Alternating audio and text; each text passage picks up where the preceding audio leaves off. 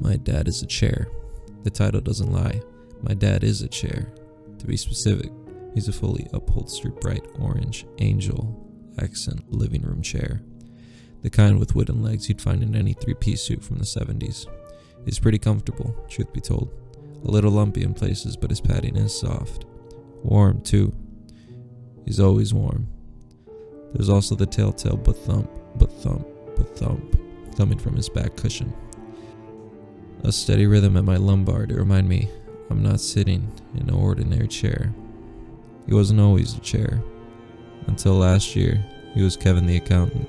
He was 51, slightly overweight, and generally seemed to enjoy life as a human. He was married to Mom. He still is, but, well, as you can imagine, it's a little complicated now. It was funny at first.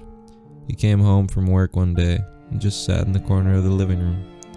When we'd ask him why he was sitting on the floor and not the $4,000 cream leather couch, he'd just smile and say, "It feels right here." It stopped being funny the morning he didn't go to work. Turns out he hadn't slept the night before. He'd been watching a movie with Mom, but hadn't gone with her to bed. She left him sitting in his spot, unsuspicious of the "I'm not tired, I'll be up a little later" lie. She and I both begged him to get up, but he refused to move. Phoned in sick at work, the whole deal.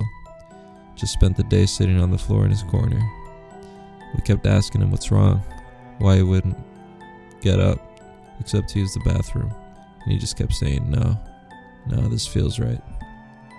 Mom phoned the doctor around the third day of this. He stopped eating and drinking, you see. Stopped getting up to use the bathroom, too. Surprisingly, though, there weren't as many, accidents as you'd think. Once he'd allow the last of the food and drink to leave him, it seemed to stop coming. We also didn't hear his belly growl, despite going a day and a half without food. The doctor couldn't make sense of it. Their first guess was that it was psychosomatic, but that wouldn't explain the absence of digestive activity exposed by the stethoscope. They said they'd be back to take some blood samples in a few days after they met with some colleagues. Unfortunately, as I said, this was last year, 2020. We never heard back from the doctors thanks to the virus that shall not be named. I guess guy with gut trouble who refuses to move is low on the priority list during a global pandemic. Somehow, Mom managed to wrangle long-term sick leave with Dad's company.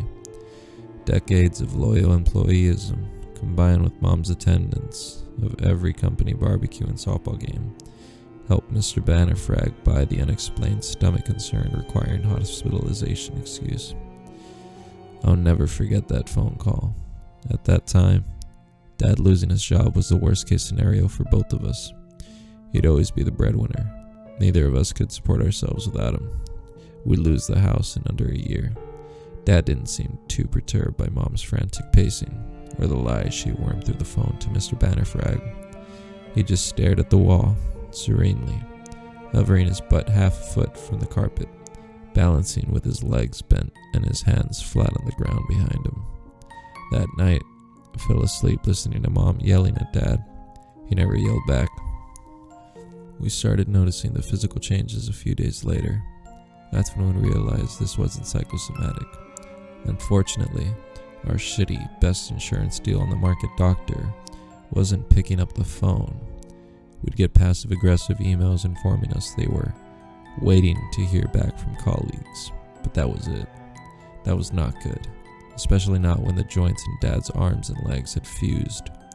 The not goodness of the doctor's silence increased 1,000-fold when we sent photos of Dad's hands and feet flaking off like discarded spider husks the following week. Did the response change? No. We got a very snippy email about shortages on the ICU wards and the critical international situation. Mom shouting match with the chief medicine, the one she demanded her way up to the phone chain to speak to, didn't change things. We were on our own. Mom spent all her time in the living room with Dad. I'd help her watch him, try and make him eat, talk to him when she'd tire out and fall asleep on the rug. Every day of this routine brought with it new changes in Dad's body. It started with his limbs, as you can probably guess. When his hands and feet fell off, there was no blood. They flaked apart, crusty and dry and brittle throughout. Even the bones of his toes and fingers had the density and consistency of dead skin. The wrists and ankles they left behind were smooth and hard. It was difficult to tell whether we were looking at flesh or exposed bone. The dark, shining surface seemed to blend into his normal arm at the base of the stumps. This discoloration would rise further up his limbs daily, and before long, I awoke to see Dad's head and torso fused to the wooden chair's legs, supporting my weight while I write this. Well, I use the term Dad's head and torso in the loosest possible sense. By the time his limbs were completely replaced, the rest of him had undergone a slow, harrowing transformation of its own. His shoulders and the arms attached to them descended lower and lower. They found their final resting place at Dad's pelvis, sat squarely behind his rigid legs. The chest area they left behind had its own problems. Day by day, Dad's neck retracted further inwards. It didn't stop when his jaw met collarbone either. It pulled Dad's head deep into his ribcage. His face flattened as the skull supporting it sank, forcing its eyes to point in the opposite directions. Eventually, they slid down to where his nipples once lay, resting glassy and vacant on his pecs. The changes wasn't quick enough to break his jaw though. Instead, it bent outward, its hinges spreading wide across Dad's broad chest. Each morning I'd find Mom sobbing over a fresh, unnecessary piece of himself he'd discarded. Hair, ears, nose, his thingy. All of them flaked off and crumbled to dust in her hands. He lost the ability to speak as his head withdrew. Unsurprising though, right? He made his intentions clear before he went. The last words he ever said to me, "Don't cry. I am Chair. Always was Chair. Happy as Chair." That was the worst part, I think. Knowing that whatever the fuck was happening to Dad, he wasn't resisting it. That when he'd got that initial urge to sit in the corner and not get up, he didn't fight it. That he was happy this way. The implication being that when he was a human, when he was a father and husband and accountant, he wasn't. Sadly, I still don't know why or how Dad became a Chair. I didn't post any photos, you see. Mom wouldn't let me. Didn't want the embarrassment. Wanted to keep Dad's dignity intact. Thing is, I agreed with her, and kind of still do. I'm glad I didn't go to the socials with pics of Dad at various stages of his journey. The temptation was there to see if anyone could help. Nobody could have though. Could they? Dad would have just become another internet circus freak. I've done enough research and digging over the months to know that whatever happens to Dad, he's the only one. Well, almost only. Mom's own changes started at the time Dad's skin was rethreading into orange fabric, and his eyes had hardened into plastic buttons. Her change was a little different. It started in her torso, stretching her day by day while she remained in crab pose. I must say, she makes a great couch. Her transformation may have been a little more distressing, but the end result is better.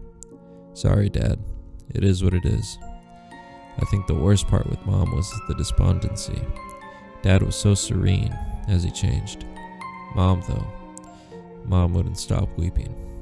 Quiet sobs, tears that fell for a few days even after her own eyes had become flat plastic. She wasn't crying because of the change, though, I think. I think it was because she wouldn't get to see how beautiful I'll look when I go through my own metamorphosis. Thing is, I get it now. Dad was right. He was chair. Mom was couch. I am coffee table. I always was. I was scared at first when I realized. The truth hit me like a piano dropped from the Empire State Building. I was scrubbing the last of Mom's remaining human skin when it struck through every bone in my wrong body, just as it must have done both Dad and Mom. I spent the night sitting on Dad, tears falling down my cheeks, staring at my spot. I didn't want it to be true. I screamed for it not to be true, more than once. I couldn't deny the facts I knew deep down to my bones, though. That spot, the space on the rug in front of chair, dad, and couch mom is for me. It's mine, where I belong. Unlike blissfully accepting dad and weeping resigning mom, I fought it for a few days. I'm not like them. I'm only 17. I have had dreams, ambitions, and goals.